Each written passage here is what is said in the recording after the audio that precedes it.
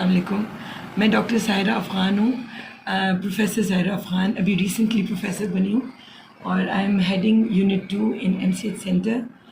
MCH centre is linked attached to the main PIMS hospital.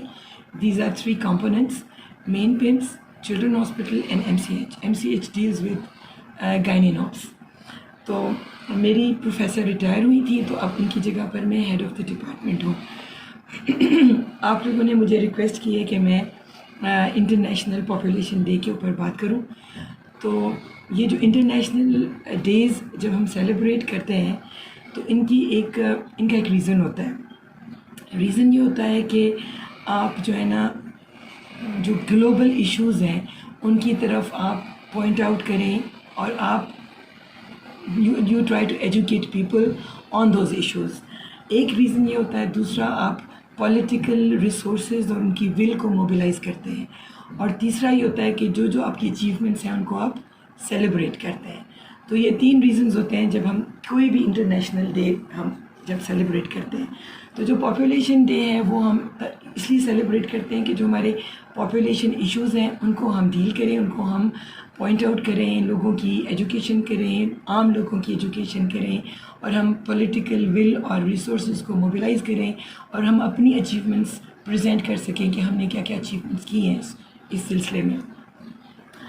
تو جو یہ population development کا جو پروگرام ہے یہ UNDP نے انیشیٹ کیا تھا ان 1974, اور یہ تب کیا تھا جب ورلڈ کی پاپولیشن 5 بلین پہ پہنچی تھی. انیشیلی ورلڈ کی پاپولیشن جو ہے جب انہوں نے پاپولیشن پلاننگ کی ڈیولپمنٹ کی تھی, جب بھی یہ چیز انہوں نے انیشیٹ کی تھی, اس وقت انہوں نے ہسٹوریکلی یہ سوچا تھا کہ ہم اپنی پاپولیشن بڑھائیں گے. تو انہوں نے اس کے اوپر کام کیا تھا کہ پاپولیشن بڑھاتے تھے یہ لوگ. لیکن جب یہ 5 بلین تک پہنچی اور جب انہوں نے نوٹس کیا کہ 1930 سے 1950 کے ایرا میں انہوں نے دیکھا کہ زیادہ پاپولیشن کے کیا بیڈ ایفیکٹس ہوئے ہمارے اوپر, تو پھر انہوں نے سوچا کہ ابھی ہم اس کو ذرا ریڈیوس کرتے ہیں. تو اس کو ریڈیوس کرنے کے لیے انہوں نے پھر 1974 میں 11 جولائی کو میرا خیال ہے انہوں نے UNDP نے یہ ڈے سیلیبریٹ کرنے کا سوچا کہ ہم 11 جولائی کو یہ ڈے سیلیبریٹ کریں گے تاکہ لوگوں کو اویئرنیس ہو کہ ہمیں پاپولیشن کی وجہ سے کون سی زیادہ پاپولیشن کی وجہ سے کیا کیا پرابلمس پیش آ رہی ہیں. اب جو پرابلمس پیش آ رہی ہیں وہ یہ آ رہی تھیں کہ پاورٹی ہو رہی تھی اوور دا گلوب, پاورٹی ہو رہی تھی. دوسرا انوائرمنٹل جو ہے وہ ریسیشن ہو رہی تھی, انوائرمنٹل ریسورسز جو ہے وہ ڈپلیٹ ہو رہے تھے. اور دوسرا پولیٹیکل پریشرز آ رہے تھے. پولیٹیکل پریشرز اس طرح آ رہے تھے, پاورٹی اس طرح بڑھ رہی تھی کہ بہت زیادہ لوگ تھے ظاہر ہے, اور ان کو مطلب جو بھی پاورٹی کے جو بھی ایفیکٹس ہوتے ہیں, یا ہنگر اور جو فوڈ اسکارسٹی اور لاس آف ایجوکیشن, ان امپلائمنٹ, اس کے علاوہ وائلنس, چائلڈ ابیوز, یہ ساری چیزیں ساری انٹر لنکڈ ہیں. تو یہ ساری ہو رہی تھیں. اس کے بعد جو ہماری انوائرمنٹل ڈپلیشن ہے اس میں اندر جو ہمارے گرین ہاؤس ایفیکٹس ہیں, جو ہماری مطلب زیادہ پاپولیشن کی وجہ سے کاربن ڈائی آکسائڈ بڑھ جاتی ہے, اور اس کے بعد ہماری جو بھی گرین ہاؤس ایفیکٹس آپ کو پتہ ہے کہ گرمی زیادہ ہوتی ہے اور یہ ساری چیزیں ہونی شروع ہو گئیں. اور اس کے بعد ڈپلیشن, ڈیفارسٹیشن ہو جاتی ہے, فیول کنزمپشن زیادہ ہو جاتی ہے, واٹر ڈپلیشن ہوتی ہے. یہ ساری چیزیں ہماری انوائرمنٹل ڈپلیشن انہی ہائی پاپولیشن کی وجہ سے ہوتی ہے. تو یہ انہوں نے گلوبلی یہ نوٹس کیا کہ یہ چیزیں ہو رہی ہیں.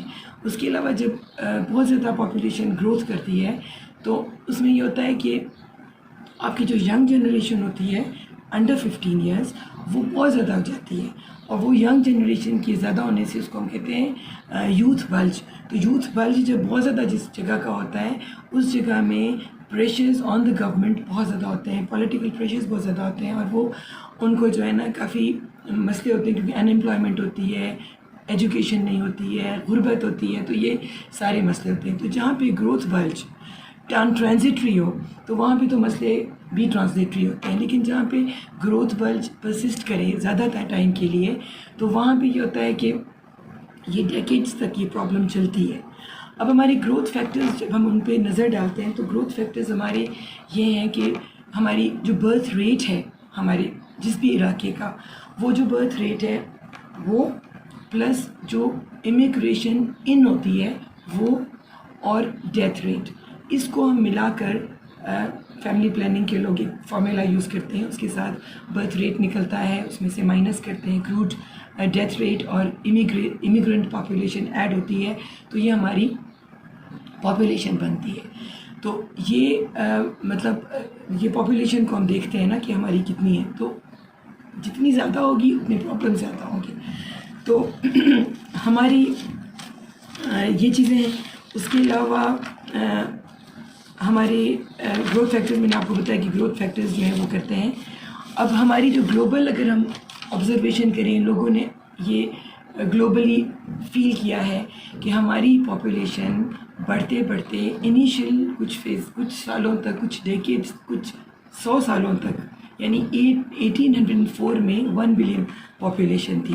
پھر انہوں نے دیکھا کہ 1927 میں 2 بلین ہوئی، اسی طرح پھر 1960 میں 3 بلین ہوئی. لیکن آج جب ہم 2020 میں ہیں تو ہماری 7.8 بلین پاپولیشن ہے اس وقت پورے گلوب کی، جس میں جو ہمارے ایسٹ ایشیا ہے، یورپ ہے، وہاں پہ انہوں نے اپنے اس کو کنٹرول کیا ہوا ہے برتھ ریٹ کو، تو ان کی پاپولیشن انڈر کنٹرول ہے. لیکن جو ساؤتھ ایشیا ہے اور ویسٹرن ایشیا ہے، ان کنٹریز میں ابھی تک پاپولیشن بڑھ رہی ہے، وہ کنٹرول نہیں کر پائے ہیں.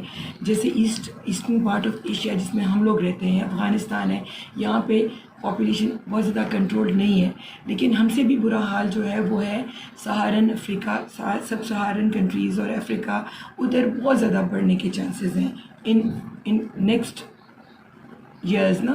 2100 میں انہوں نے جو ایسٹیمیٹس لگائے ہیں کہ 2100 میں ان کی پاپولیشن 11 بلین ہو جائے گی.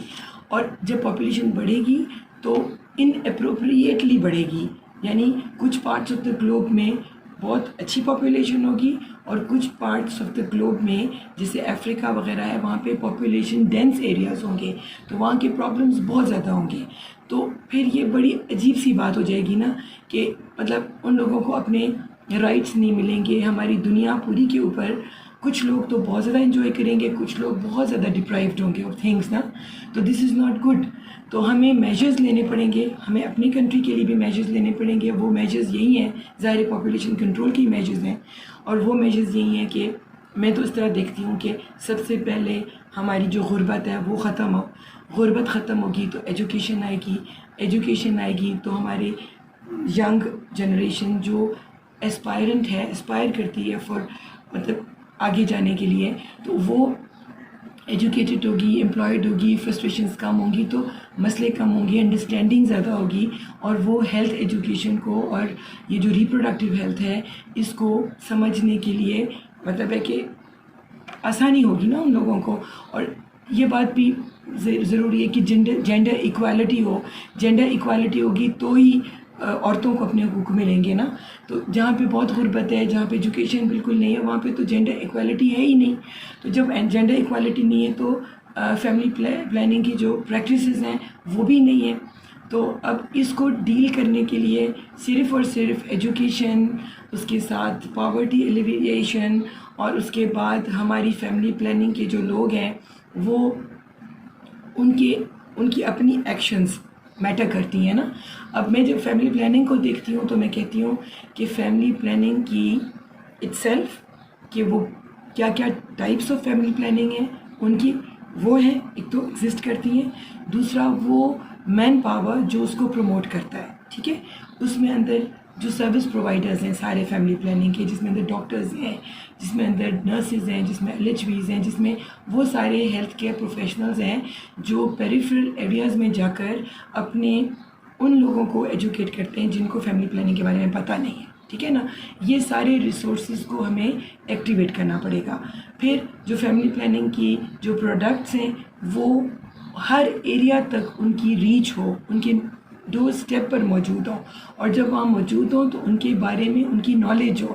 ایجوکیشن ہی ہوئی نا، نالج ہو جو ان کو وہ سروس پرووائڈرز بتائیں کہ یہ سیف ہیں، یہ آپ کو سائیڈ ایفیکٹس نہیں دیں گی، اور یہ آپ کو ہیلدی رکھیں گی, چائلڈ اسپیسنگ کریں گے آپ لوگ, تو آپ ہیلدی مدرز ہوں گے, آپ کے بچے بھی ہیلدی ہوں گے.